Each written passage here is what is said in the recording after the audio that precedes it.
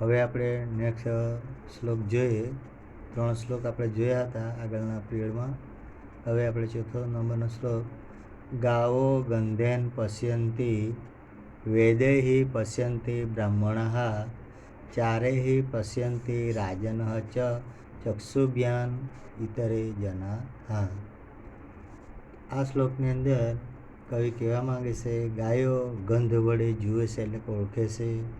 બ્રાહ્મણો વેદો વડે એટલે કે વેદ જ્ઞાનથી જુએ છે. રાજાઓ જાસૂસો વડે એટલે કે ગુપ્તચરો વડે જુએ છે. સામાન્ય માણસો બે આંખો વડે જુએ છે. હવે શબ્દાર્થ આપણે અન્વય પ્રમાણે જોઈએ. પહેલો શબ્દ ગાવો એટલે ગાયો એટલે કાઉસ. ગંધેન એટલે ગંધ વડે બાય સ્કેન્ટ. પશ્યંતી એટલે જુએ છે એટલે કે ઓળખે છે. They C understand. બ્રાહ્મણા એટલે બ્રાહ્મણો બ્રાહ્મિન્સ. વેદેહી એટલે વેદો વડે એટલે કે વેદ જ્ઞાનથી. By Vedas knowledge of Vedas. પશ્યંતી એટલે જુએ છે એટલે સી. રાજાનઃ એટલે રાજાઓ એટલે કિંગ્સ. ચારેહી એટલે જાસૂસો વડે અથવા ગુપ્તચરો વડે બાય સ્પાઇસીસ. પશ્યંતી એટલે જુએ છે. ઇતરે જન એટલે કે સામાન્ય માણસો કોમન પીપલ. ચક્ષુભ્યાન પશ્યંતી એટલે બે આંખો વડે જુએ છે. With the two eyes see. Instrumental dual. હવે આપણે અનુવાદ જોઈએ. ગાયો ગંધ વડે જુએ છે એટલે કે ઓળખે છે. બ્રાહ્મણો વેદો વડે એટલે કે વેદ જ્ઞાનથી જુએ છે. રાજાઓ પોતાના જાસૂસો વડે જુએ છે. સામાન્ય માણસો બે આંખો વડે જુએ છે. હવે અંગ્રેજીમાં ટ્રાન્સલેશન. કાઉ સી બ્રેકેટમાં understand the things bracket over by smell. Brahmin see by બ્રેકેટમાં their knowledge of bracket over Vedas. Kings see throughout their spies. Common people see with their eyes. ફરી એકવાર. કાઉ સી બ્રેકેટમાં understand the things bracket over by smell full stop. Brahmins see by બ્રેકેટમાં their knowledge of bracket over Vedas full stop. Kings see throughout their spies full stop. Common people see with there eyes full stop. હવે આગળનો શ્લોક. દરિદ્રાય ધનમ દેયમ જ્ઞાનમ દેયમ જળાય ચ પીપાસિતાય પાનીયમ શુદ્ધિતાય ચ ભોજનમ. હવે આ શ્લોકની અંદર ગરીબોને ધન આપવું જોઈએ, અજ્ઞાનીને જ્ઞાન આપવું જોઈએ, તરસ્યો માણસ હોય તેને પાણી પાવું જોઈએ અને ભૂખ્યા માણસને ભોજન આપવાની વાત કરવામાં આવી છે. તો આપણે અન્વય પ્રમાણે જોઈએ. દરિદ્રાય પહેલો શબ્દ લેવાનો. દરિદ્રાય એટલે ગરીબને, ટુ ધ પુઅર. ધનમ દેયમ એટલે ધન આપવું. Money should be given. જળાય ચ જળાય એટલે અજ્ઞાનીને ચ તેને. To the ignorant. જ્ઞાન દેયમ એટલે કે જ્ઞાન આપવું. Should be given knowledge. પીપાસિતાય એટલે તરસ્યાને. To the thirsty. પાનીયમ એટલે પાણી આપવું. Water should given. શુદ્ધિતાય ચ અને ભૂખ્યાને. To the hungry. ભોજનમ એટલે ભોજન આપવું. Food should be given. હવે આપણે અનુવાદ ગુજરાતીમાં જોઈએ.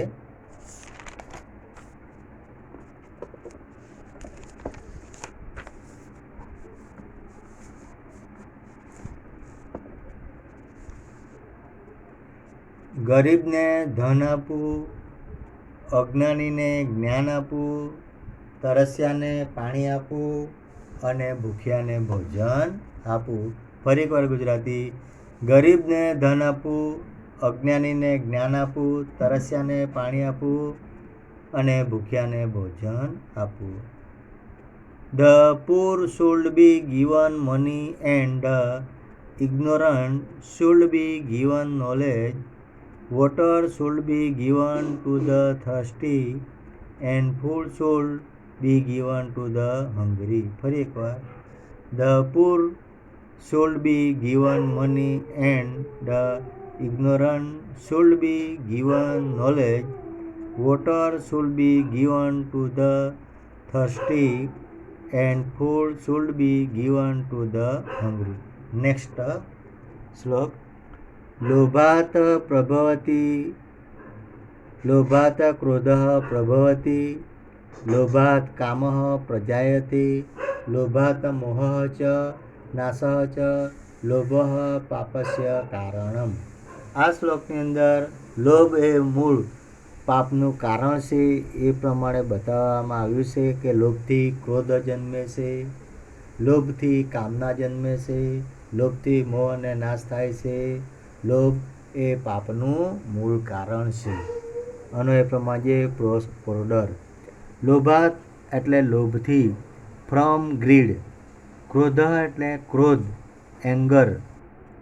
પ્રભવતી એટલે ઉત્પન્ન થાય છે, ઇઝ બોર્ન અથવા ઓરિજિન્ટસ. લોભાત એટલે લોભથી, ફ્રોમ ગ્રીડ. કામો એટલે કામના, ડિસાયર. પ્રજાયતે એટલે જન્મે છે, ઇઝ બોર્ન. લોભાત એટલે લોભથી, ફ્રોમ ગ્રીડ. મોહ ચ મોહ અને એન્ડ ટેમ્પટેશન નાશ ચ અને નાશ થાય છે, એન્ડ ડિસ્ટ્રક્શન ઓફ રન. લોભ એટલે લોભ, ફ્રોમ ગ્રીડ. પાપસ્ય એટલે પાપનું, ઓફ સિન. કારણમ એટલે કારણ છે, કોઝ. હવે આપણે ગુજરાતીમાં અનુવાદ જોઈએ. લોભથી ક્રોધ ઉત્પન્ન થાય છે, લોભથી કામના જન્મે છે, લોભથી મોહ અને નાશ થાય છે, લોભ પાપનું કારણ છે. ફરી એકવાર આપણે જોઈએ. લોભથી મોહ ઉત્પન્ન થાય છે, લોભથી કામના જન્મે છે, લોભથી મોહ અને નાશ થાય છે, લોભ પાપનું કારણ છે. Anger originates from greed. Desire is born out of greed. Temptation and destruction are caused by greed. Greed is the cause of sin. ફરી એકવાર. Anger originates from greed. Desire is born out of greed. Temptation and destruction are caused by greed. Greed is the cause of sin. Next. तक्षकस्य विषं दन्ते मक्षिकायाय च मस्तके वृंशिकस्य विषं पुच्छे सर्वांगे दुर्जनस्य तत्.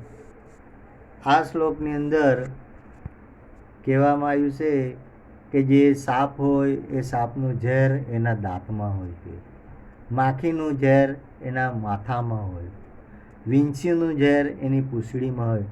પરંતુ જે દુર્જન માણસ હોય એ દુર્જન માણસના તો આખા શરીરે જ ઝેર હોય છે એવું કહેવામાં આવ્યું છે. પહેલો શબ્દ લઈએ તક્ષકસ્ય એટલે તક્ષકનું એટલે સાપનું. Of A snake. વિષમ એટલે ઝેર, પોઈઝન. દંતે એટલે દાંતમાં હોય છે. ઇન બ્રેકેટમાં ઇટ્સ બ્રેકેટ ઓવર ટીથ. મક્ષિકાય ચ અને માખીનું ઝેર, ઓફ ફ્લાય. મસ્તકે એટલે તેના માથામાં હોય છે, ઇન ઇટ્સ હેડ.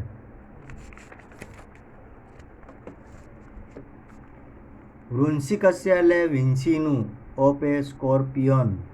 વિષમ એટલે ઝેર એટલે કે પોઈઝન. પૂછે એટલે તેની પૂંછમાં હોય છે, ઇન ધ ટેલ. દુર્જનસ્ય તત દુર્જનનું ઝેર તેના, ઓફ ધ વિક્ડ ઇટ. સર્વાંગે એટલે બધા અંગમાં હોય છે, ઇન ધ હોલ બોડી. હવે આપણે ગુજરાતીમાં અનુવાદ જોઈએ. તક્ષકનું ઝેર તેના દાંતમાં હોય છે અને માખીનું ઝેર તેના માથામાં હોય છે, વીંછીનું ઝેર તેની પૂંછમાં હોય છે, પરંતુ દુર્જનનું ઝેર તેના બધા અંગમાં હોય છે. ધ સ્નેક બ્રેકેટમાં or Takshak bracket over has poison in it is teeth. The fly has poison in its head. The scorpion has poison in its tail. A wicked person's whole body is full of poison. ફરી એકવાર. The snake બ્રેકેટમાં or Takshak bracket over has poison in its teeth. The fly has poison in its head. The scorpion has poison in its tail. A wicked person whole body is full of poison. Next. उत्सवे व्यसने च एव दुर्भिक्षे शत्रु विप्लवे राजद्वारे स्मशाने च यः तिष्ठति सह बांधवः. આ શ્લોકમાં કહેવામાં આવ્યું છે કે જે માણસ ઉત્સવ વખતે વ્યસને એટલે કે આપત્તિના સમયમાં, દુર્ભિક્ષે એટલે દુકાળના સમયે, શત્રુ વિપ્લવે એટલે કે શત્રુ સામેના યુદ્ધમાં, રાજદ્વારે એટલે કે રાજ દરબારમાં, ચ સ્મશાન એટલે કે સ્મશાનની અંદર, સહ બાંધવ તિષ્ઠતિ જે ઊભો રહે છે તે આપણો ભાઈ છે. સહ બાંધવ તે આપણો ભાઈ છે. યહ તિષ્ઠતિ જે ઊભો રહે છે તે. ઉત્સવે પહેલો શબ્દ લેવાનો અન્વય પ્રમાણે ઉત્સવ એટલે જે માણસ ઉત્સવ વખતે, during the festival or celebration, વ્યસન એટલે સંકટમાં, in difficulty,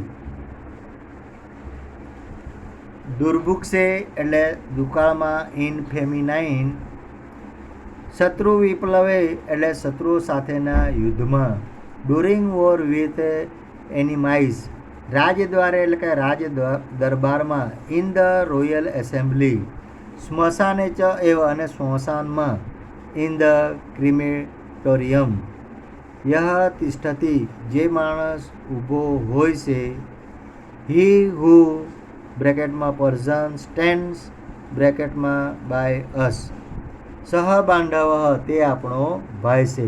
he is A relative brother. અનુવાદ.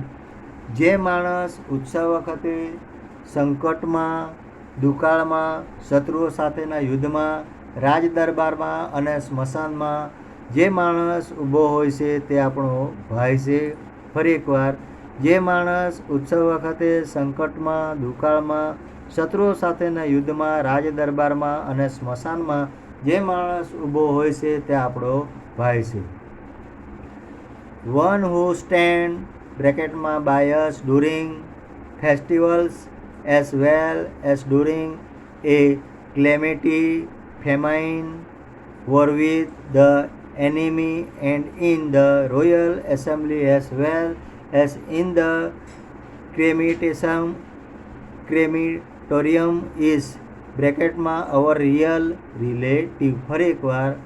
one who stand by us during festivals as well as during a calamity, famine, war with the enemy and in the royal assembly as well as in the crematorium is our real relative. વિદ્યાર્થી મિત્ર, અહીં આપણું આ lesson પૂરું થાય છે. Next પીરિયડમાં આપણે આગળનું લેસન જોઈશું. સવાલના જવાબ એટલે કે સ્વાધ્યાય કાર્ય તમારે કરી લાવવાનું રહેશે. આ બધા શ્લોકોનો અનુવાદ, ભાષાંતર તમારી નોટમાં ઉતારવાનું રહેશે.